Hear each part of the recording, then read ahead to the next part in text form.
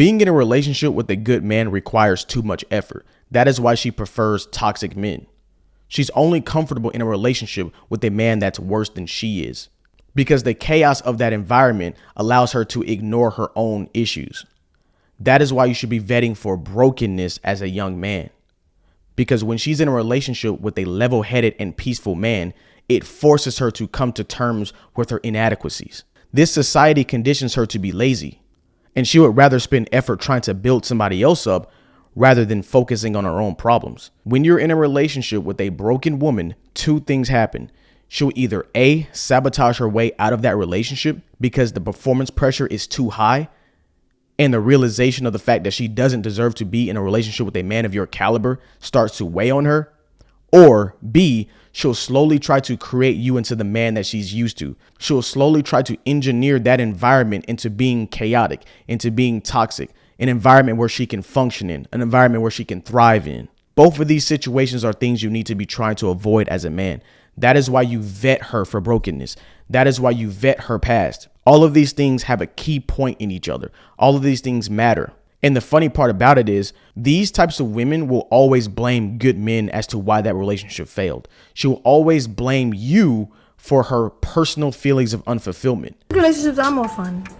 I was with somebody who gave me everything, was good to me, let me do whatever I want whenever I wanted. I felt empty inside. I felt lonely. I felt empty. I felt like a hole inside of me. But I feel like now, you know what I'm saying, my man's a little toxic and stuff. Good relationships make me feel dead inside. No, good relationships expose the fact that you are dead inside, because the chaos of a toxic environment is not there to distract you from that reality. You have to avoid women like this. It makes no logical sense to try to remain in relationships with women like this. They love toxic men because it is only with toxic men does she feel superior. Does she feel like a person?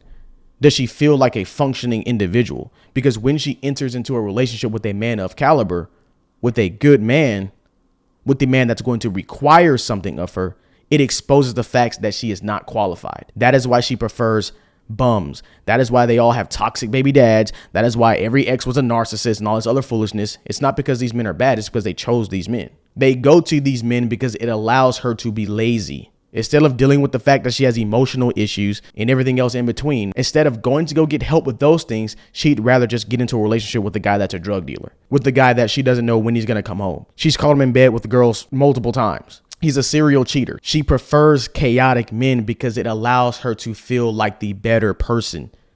Women are obsessed with being the victim in any relationship she enters into.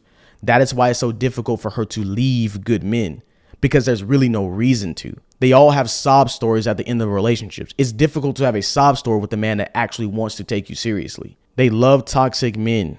The average modern woman goes for these types of dudes. That doesn't mean you try to become these types of men or emulate their characteristics just to attract women, because the only women that you're going to attract are low quality women. Only low quality women subject themselves to these types of men. She will have you believe that he tricked her. I always find it funny, these con artists out here. Oh, he tricked me. He wasn't who he said he was. Are you sure? Every single one of you got bamboozled. Okay.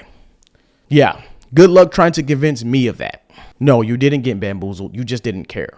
It was an environment that you could thrive in. Any woman that can thrive in a chaotic environment is not a woman that you want on your team. It's not a woman that you want in your life. She will be a cancer to your life, and you need to avoid her.